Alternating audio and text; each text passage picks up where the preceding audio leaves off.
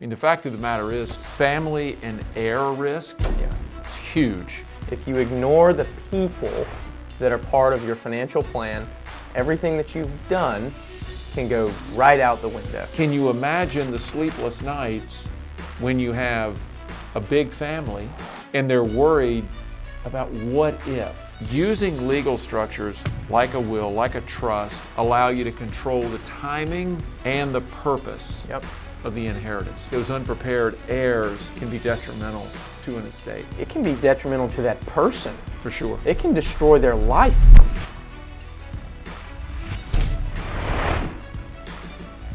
The biggest threat to your wealth isn't always the market, the economy, or even taxes. It can be the people sitting at your Thanksgiving table. Today, we're exposing the hidden risk inside families, the risk that, by the way, can destroy the wealth that you've worked your entire life to accumulate, and how to prevent the destruction of that wealth. Phil, most people think, when they think about family issues, they think that wills and trusts being in place make them protected or protect them completely. Why isn't that always the case? I think everybody believes that once they have a will or a trust, they feel insulated. Fact of the matter is, it's not enough. You know, a will and a trust is not dynamic. Right. They don't change automatically unless you affect the change. They are what they are. A lot of people build the will and the trust and they set it and forget it spell, and life is dynamic. Yes, it is. Families are dynamic. They change. And so when those changes are occurring, there's risk occurring. Yeah. And those risks have to be dealt with. And the only way you deal with that is to have routine changes, routine sessions where you're seeing things within those legal docs that might need to be updated. Mm-hmm. If you're not looking at it from that perspective, you're going to use set it and forget it, and then you are going to have problems. I mean, the fact of the matter is, family and heir risk is huge. I mean, you've got people that are unprepared all the time. And when I say they're unprepared, it doesn't mean that they haven't built wealth and they don't want to transfer it. What I mean is they're not thinking about family disputes. They're not thinking about divorces. They're not thinking about unintended consequences by way of an inheritance that doesn't go the right way. Right. Or there could be a sudden death. I mean, so many things that can happen. They just create a lot of risk. And if you're on set it and forget it, you're going to miss some of those things, and they're going to cause a lot of consequences and probably cost a lot of money. Phil, the image on the screen is a family surrounding a Thanksgiving table. There's a big turkey in the middle, and everybody's focused on what's on the table. And I think that is a nice analogy for how a lot of people think. You know, we get focused on what's in front of us and what's on the table, and we sometimes forget about who's around the table. We get to Thanksgiving, you know, there's not that many arguments, at least until late in the afternoon. Most everybody is just filling their face with great food. It's one of my favorite times of year. And what do families do? They say, hey, I'm going to Thanksgiving. Let's don't talk politics. Let's don't talk about this or that. Let's keep peace. And I think a lot of families try to go through life in that same way. They don't want disruption. Fact of the matter is, if you're not planning, those disruptions are happening, and sometimes beneath the surface where you don't see them, and all of a sudden when they rear their head, it can get pretty ugly. It's true. It's true. And it's not just smaller families. I come from a very large family, and we work with a lot of very large families. Yeah. That table would last about 3 seconds at my family Thanksgiving. That's just a few people. But, I mean, that turkey would be gone in a minute. You all did, last year I think, you all did 3 turkeys. 3 fried turkeys. Right? Yeah, we did. That's good memory. So before we get too deep in today's episode, I just want to share, you know, life's dynamic, as I said, and so I think right out of the gate, I can give 3 things that will help people right now. These are not the end-all be-all, but these are things that someone could be doing. One, and we'll talk about this a little bit more as we get deeper in the show, but updating their beneficiary designations. Mm-hmm. I see that mistake made all the time. until it's too late. Yeah. And that creates unintended consequences. It can create family discord, and it can do it very quickly. Yep. The second one is documenting everything and having a clear distribution strategy, a clear distribution plan with the family. And what that means is they don't necessarily have to know amounts all the time, but the family needs to understand what the plan is. Right. If they don't understand the plan, when it comes down to the plan being read or dispersed, as it were, you run a big risk of a lot of family discord. Yep. And the third one is making sure that you have the right legal structures in place. People use all kinds of things. I mean, in some states, Spell, you can write it on a napkin, and that's considered a will. It's true. You know, a last will and testament, you can put it on a piece of paper. Our state allows that in North Carolina. Yes, we do. But using legal structures like a will, like a trust, could be LLCs, a number of things. Those things allow you to control the timing and the purpose of the inheritance. Those things, those three, if our viewers, listeners don't get anything else, those three make a difference right now. Yeah. So Phil, I know we're going to go through 3 scenarios today, and I think they're all great. And you just mentioned 3 things that people can take away quickly. These 3 scenarios might take us a minute more to go through. But the first is inheritance wars. So discord amongst the family, people are upset, so that's point 1. Divorce is point 2. Unfortunately, I think the divorce rate in the United States is what, 50%? It's right around 50%. Right around 50%. Yeah. So that is extremely common. And then number 3 is unprepared heirs, and how devastating an unprepared heir can be to a family's estate. Walk us through those 3 scenarios. Yeah, so first, the inheritance wars thing that you mentioned. You know, I remember, Spell, when my mother passed away, and it hasn't been that long. You know, we're coming up on a year. Yeah. And my mother was not a wealthy person, and she and my father did okay, and they had a roof over their head, but we didn't have a lot. And so when they passed, we didn't need a lot of legal documents. Right. In fact, Spell, there was some 60-year-old cast iron skillet. That was all I asked for. That was the one thing that I wanted out of the house. I didn't get that. A niece got that. You know, it was my mom, and it was the skillet I grew up with, and I sort of wanted that. Yeah, yeah. Just a simple legal document would have preserved where things were supposed to go. Right. And that now add lots of money to the equation. Right. And all of a sudden you really need things. Otherwise, you're going to have siblings or grandchildren or whoever's part of that family. They could be quibbling or downright fighting for a long time. Yeah. Divorce, you mentioned that, huge. That one can just rob estates in a huge way. Yeah. And then I think just for a minute before I dig into those stories, Spell, it's unprepared beneficiaries. You know, one of the things that I love about what you do with some of our clients is working with the younger generation. You work with a lot of their children who are, you know, they're not infants. These are sometimes grown people. Yeah. But really taking them through financial literacy and helping them understand what they need to know. Because when they don't know it, all of a sudden, we don't know when inheritances are coming. Nobody knows when their time is right. done. And so suddenly, these young people, they get, if the trust is not laid out the right way to protect, they could all of a sudden inherit millions of dollars. Yeah. And without the financial literacy, without those fundamentals being in place, then I think those unprepared heirs can be detrimental to an estate. It can be detrimental to that person. For sure. It can destroy their life. Yeah. And we've seen that. Yeah. Unfortunately. Yeah. Yeah. Unfortunately, it can. They can make so many wrong decisions so quickly because they've never had that kind of wealth. Right. They don't understand what to do with it, and before you know it, they have themselves in a really not so desirable position that usually doesn't end well.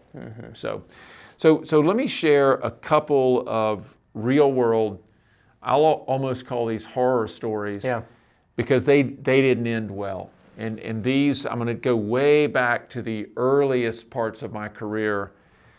You know, we had a family, and Spell, I was so young in my career then, I didn't really know what to do with this situation. But here's a family, lots of money, siblings, and everybody thought that mom had everything ironed out perfectly.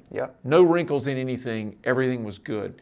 And if mom passed, the father had predeceased mom by a number of years. And so when mom passed, everything's going to the kids, and the kids assumed everything was okay. I was new to this family and really just learning about the family. But along the way, one of the children died. And so that child predeceased mom. Well, mom never mentioned needing to change beneficiaries. Along came me as the advisor. I wasn't asking about those things. Heck, we were just getting involved with that family. And then all of a sudden, mom dies. And I've got children ringing me because mom, even though I was new to this family, apparently my name and number was handed to everyone in the family, and they said, hey, if something happens, call Phil. Well, 30 years later, that's exactly how we do it today. We encourage those very things to happen. You know, call us and we've got everything buttoned up, dialed. Well, at that time, things were not laid out exactly right. The wills and the trust documents were not dialed in to the degree that they should have been. And mom failed to change the beneficiary designation for the part of the estate that was to go to the son. That had already passed away. And he's passed. Mm-hmm. And so Spell, the long and short of it is that estate got tied up in the courts for years.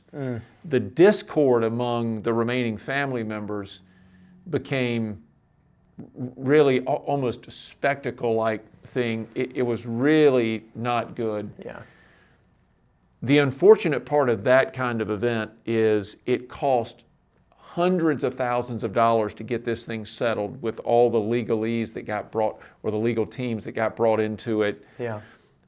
The worst part is you have siblings who don't speak anymore because they felt like things were being done the wrong way, that things weren't done for their benefit. And it just left people in it left people in a place of discord. The harmony was gone. Those things don't have to occur. Right? With the right planning. And that was a simple one that just started with beneficiary designations. Could have been avoided pretty easily. And the other thing, Phil, if I may, whenever an estate is moving through probate, the assets don't pass to the beneficiaries until everything has moved through probate, right? Very few things can pass once the estate goes into probate. The only things that can pass would be something that's non-probatable, like life insurance, or certain assets that can pass around or move around probate. Otherwise, everything's stuck. It's stuck. So that's I would say that horror story is probably a good way to describe that. I think that's pretty spot on. Well, I'm going to share a second story with you. This is a family that's worked with our firm for the best part of 2 decades. And in this case, we have a situation where the patriarch is deceased and matriarch is going to remarry. So, you know, we go through the process of building these estates the right way and getting them what we think is bulletproof. We design it in such a way that things can't penetrate the fortress, so that the right people are protected. And in this case, you know, we end up with a new marriage and a second marriage, if you will. And so then you have all these siblings who are worried. They're concerned, and rightfully so. Yeah. Oh, yeah. Because what if the matriarch now is persuaded to make changes to things? Because nothing's irrevocable. That's right. Everything in this estate is revocable, can be changed, and no one needs to know about it except the person who controls all of it. And so that could happen. A lot could go wrong. A lot could go wrong here. Yeah. We don't expect that. No. But can you imagine the sleepless nights when you have a big family and they're worried about what if this happens? Yep. Or what if that happens? They're legitimate concerns. For sure. Oh, yeah. And so in this case, in a family meeting, which we'll talk about that a little bit more in just a minute, we said, look, there are ways to preserve all of this. There need not be anxiety and worry. What we need are a few new things, new tools, if you will, added to the kit. Right. And once we came up with what those things are, prenuptial agreements one, there's a host of things that we had to do, but really just minor tweaks.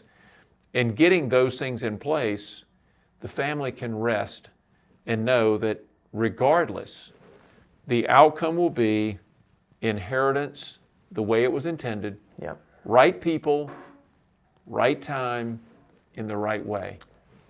And that's what you really want in a well-constructed estate plan. That's what you get, despite family discord. In fact, I believe you can avoid the family discord if you do these things the right way on the front end, family meetings, lots of conversation, communication.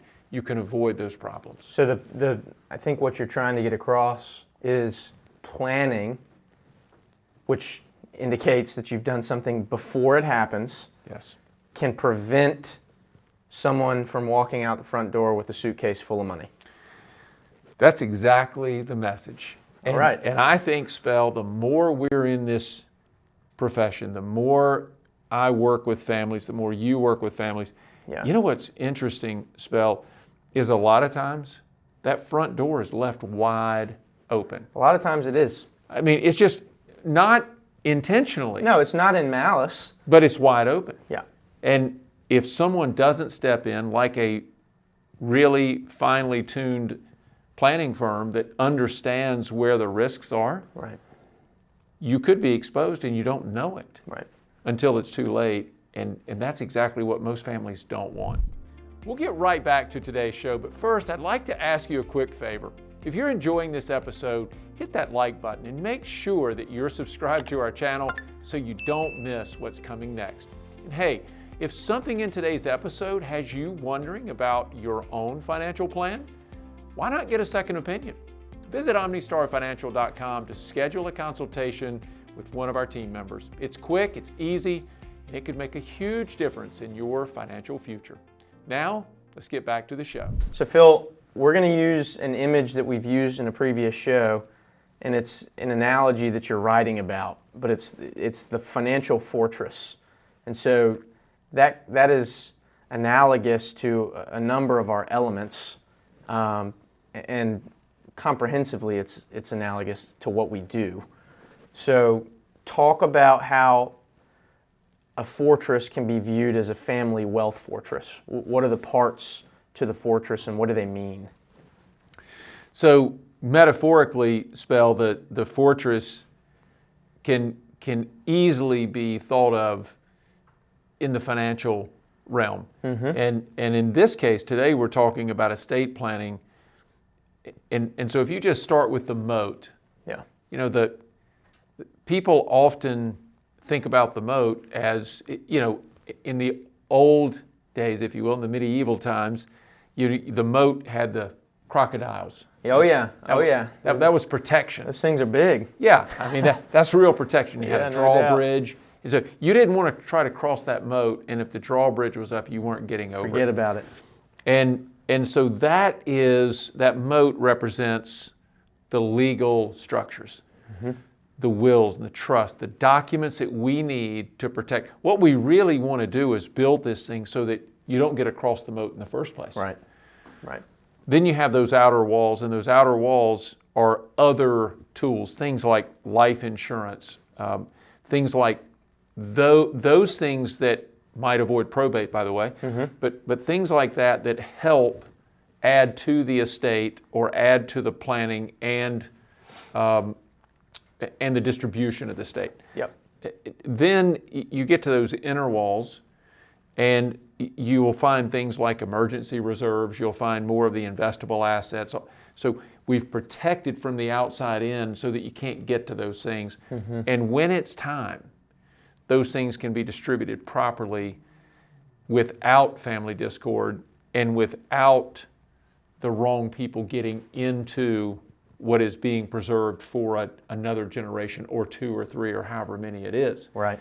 And so that fortress, I think it's so important. If we don't build the fortress from the beginning, then chances are the family's going to go through some challenges. Right. Yeah. Unintended consequences are going to prevail. Yeah.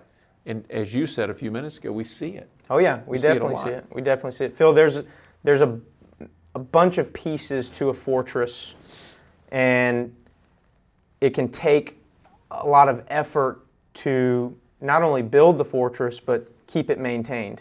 So what's your advice to listeners on maintaining that fortress? What do people need to do in order to keep things at par?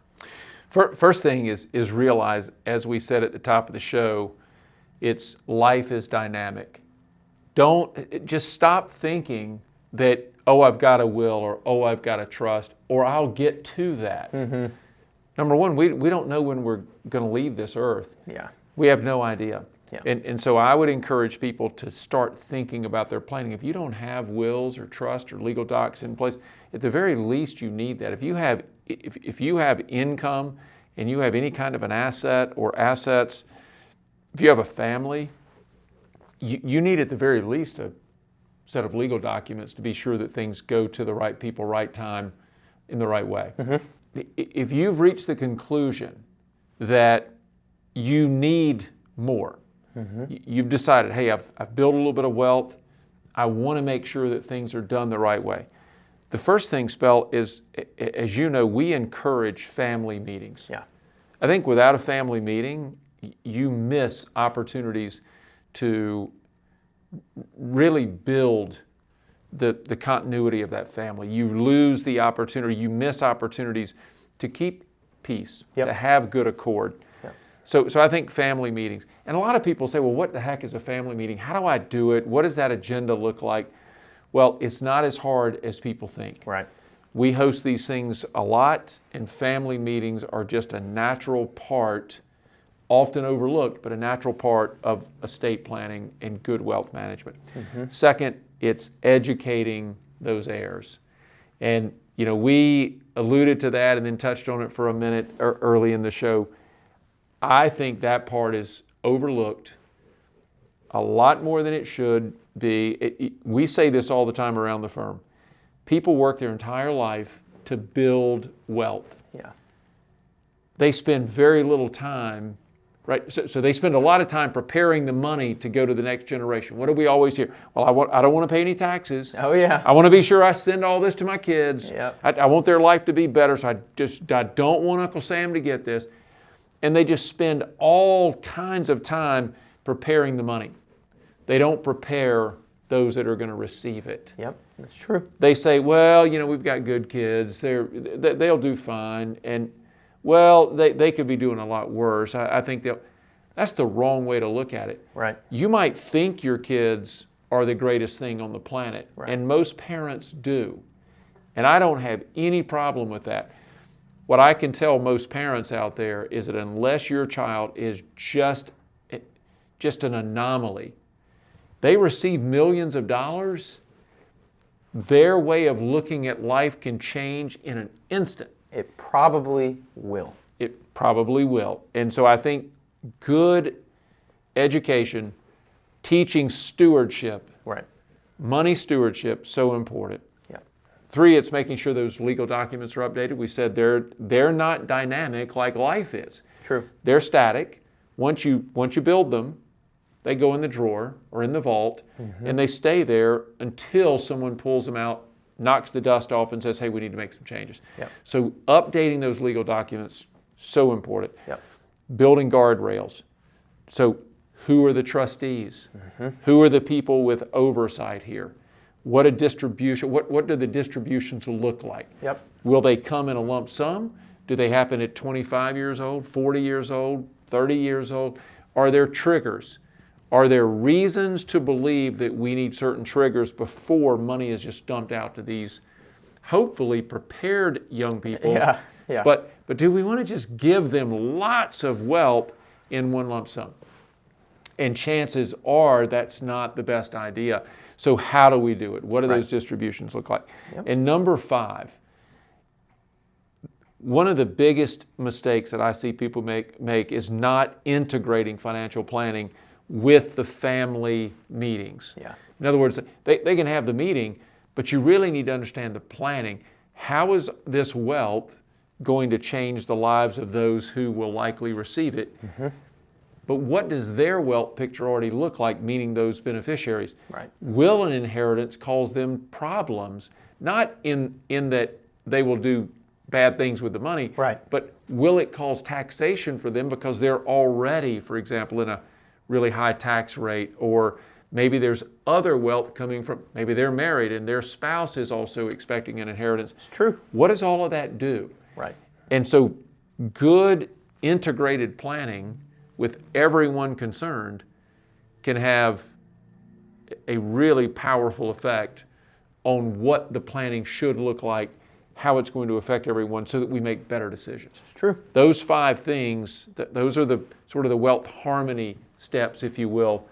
And without those, I think a lot of things can get missed.